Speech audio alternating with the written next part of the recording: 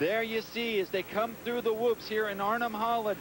A little different on the rhythm section, as Cameron was saying earlier. Everyone trying different things, but right now it's almost all even as Voss leads. Isaiah Johnson second, Mike Brown third, and then Keith Johnson. And those are the 4 riders that would qualify for the main event if the checkered flag were to fall right now.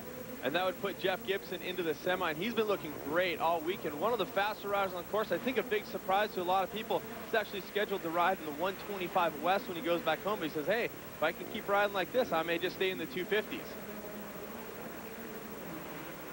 There you see Keith Johnson. He is number 31. He is the rider on the bubble. He would be a direct transfer, but it looks like he's not settling for that. He's moving up closely to Yamaha Troy's Mike Brown. Comes off the break there. Now they'll do a rhythm section over the triple and then a long section of whoops. And just as we mentioned Keith Johnson, you can see Mike Brown moving up on Isaiah Johnson. Looking to set him up possibly in one of these corners. One thing about Keith Johnson and Isaiah Johnson, although they both do live 3 doors apart in Albuquerque, New Mexico, they are not related, but they do train with Sandy Buckaloo, Justin Buckaloo's mom. She's been out there helping him out, and he says it's been paying off huge. Right now, both guys qualifying in the main as we see Heath Voss continuing to lay down some good laps here. There goes the white flag for Voss, your leader, number 28. He finished 4th in the opening round of THQ World Supercross GP. Oh, and Isaiah Johnson has gone down, our early leader. He was in 2nd. Here's what happened. Davey, these are the whoops we've been talking about so far all night. He actually looked like he broke his triple clamp off. I'm sure that happened when he hit the ground, but those whoops are so tough to stay on top of. The guys have been getting on top and risking it to do it. Some guys have been using like a double section or a triple section, but these guys want to get on top to carry as much momentum as they can. Heath Voss has been having no problems with it. Here's the section that we saw Isaiah have a problem with. See the yellow flags waving? Heath taking a little bit easy as he heads for the checkered flag. So one more corner to go for Heath Voss, and then he will go straight to the main event. There's the checkered flag.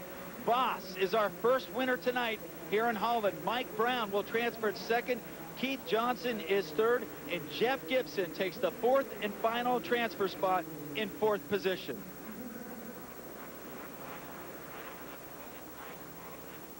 So the first qualifier heat race is over here in Holland.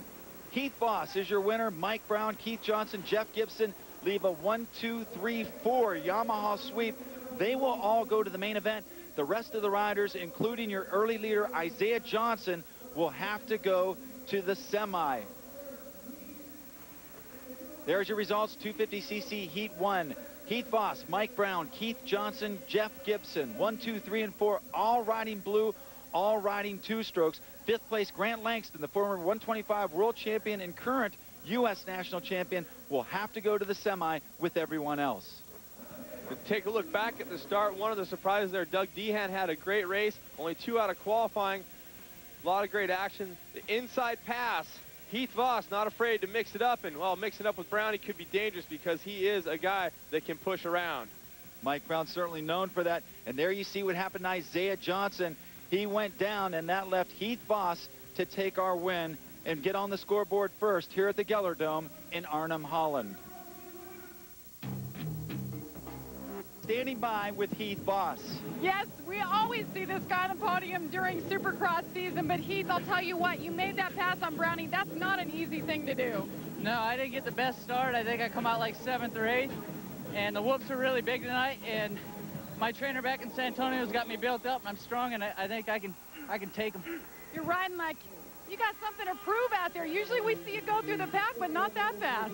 Yeah, I mean, I worked real hard this offseason, building some strength up for the 450, and I think I'm ready. I can't wait for Anaheim. All right, you heard it. Heath Voss, the Warrior. 4 riders have qualified for the main event here in THQ World Supercross GP from Arnhem, Holland. Taking a look at our 250cc Heat 2. Again, 4 riders will advance. Darrell Hurley, the Cinderella winner last week. He is on a Suzuki, and so is 58 Tyler Evans, 42 Steve Boniface, and 32 Andrew Short. Then it's Joe Aloff and Craig Anderson on 4-stroke Hondas. Yamaha mounted Craig Schnell is number 52. Damon Huffman will be number 20. And then Eric Vallejo, John Sebastian Wall, Perrick Paget, a newcomer to THQ World Supercross. Jay Marmon, keep an eye on him. He is number 81. Ernesto Fonseca, the Team Honda factory rider from Costa Rica. He was our fastest qualifier, or rather practice rider today, but he is going to go to the line 14th because he did not make the main event last week. Then it's Marco Kovalainen, Antoine Mio, Brian Mason, Ted Campbell, and Marcus Mauser. The 30-second board goes up. In 30 seconds, they will light off the line. Cameron, you have to think that Ernesto Fonseca is the favorite, although last time we thought it'd be Langston. Well, for sure, Ernesto has been on fire, more than a second faster than anybody else. But the story really is last week's winner, Daryl Hurley, in the final practice, he was the 27th fastest rider. Maybe a little bit of nerves, maybe the pressure, all the media attention, everybody saying, hey, you were going to switch down to the 125s. Are you going to ride the 250s the whole time? You can be the world champion. I think it might be getting to him just a little bit, and he's already quite a guy as we see the gate ready to drop. That is number 46, Hurley. Keep an eye on him, and there goes Fonseca right up the middle. Number 24, you can see him get a good start, a little bit to the outside, and right away establishes himself as the leader. Ernesto Fonseca, the teammate of Ricky Carmichael, and our fastest rider in practice. Coming down the corner, Fonseca with a big lead. We had a couple riders mix it up and go down. You see him at the back of the pack, but out front, coming down through the whoops, it is Fonseca. We had a chance to go to dinner with Ernesto, and he seems so calm and collected. You might say, oh, maybe there's more pressure because Ricky's not around to, take that pressure from the team. And everybody says, hey, Ernie, you're going to win, but it doesn't seem to be affecting him one bit right now, right out in front. And you see him, the whoops so many guys are having a hard time with. He has been blitzing all day. It also looks like his mechanic, Kenny Germain, and Shane Drew of the Honda team did a good job of getting that bike back into shape because it was a mess after the race in Spain. Well, right now, Craig Anderson running second after the first lap, and Daryl Hurley, the guy I talked about, not having great lap times, but great lap times don't always mean a heat win or placing. Daryl proving right now that racing is different than practice. As you see, Craig Anderson and Daryl Hurley, these are two guys that have raced against each other before. Craig from Australia, Daryl from New Zealand, no strangers to each other. In fact, I believe they went first and second in the Australian Supercross Series just a year ago. Well, check it out right now. Of the top riders, 1 through 4 will go to the main event. And if the race ran right now, they are all international riders. No one from the United States. Ernesto Fonseca, the leader. Craig Anderson is second. Daryl Hurley is third. And Perrick Paget holds down fourth. The top American at this point, believe it or not, is Andrew Short, who is in 5th place. Andrew Short was a guy we were talking about that could win in Spain. He could win here also. He had the second fastest lap times in practice. Right now, he's using those lap times to move up. We'll see if he can get up ahead of his two teammates who are actually leading him, as we see Ernesto Fonseca with a comfortable lead over Craig Anderson. Anderson, of course, is moved over from the Yamaha of Troy team to the Motorsports Outlet Honda team. He went from a 4-stroke Yamaha to a big 4-stroke 450 Honda. But Fonseca, your leader, he is still on the CR250, and you could see him get through those whoops in a hurry. Craig Anderson was actually saying that he's sometimes a little timid on the bike. He's still not completely used to it, but he's so surprised at what he can do on the bike. He says, I can do things I never thought I really would want to do, and it makes it comfortable on this bike. And taking a look at our leader, of course, Ernesto Fonseca, one part of the Honda team, the big rider, the big number 4, Ricky Carmichael, could not come.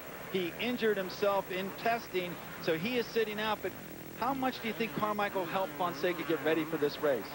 Well, I mean, anytime you can ride with arguably the best rider in history of motorcycle racing, I'm sure that training together has made a huge difference for Ernesto. You can see the confidence in his riding, and especially in the whoops. So definitely a huge payoff being able to ride with RC all the time. And right now, a Moto World freight train starting in 3rd place. Daryl Hurley, followed by Boniface, and then Short. All three coming into the corner together. Those are Paul Lindsay's boys, 3 Suzuki RM250s.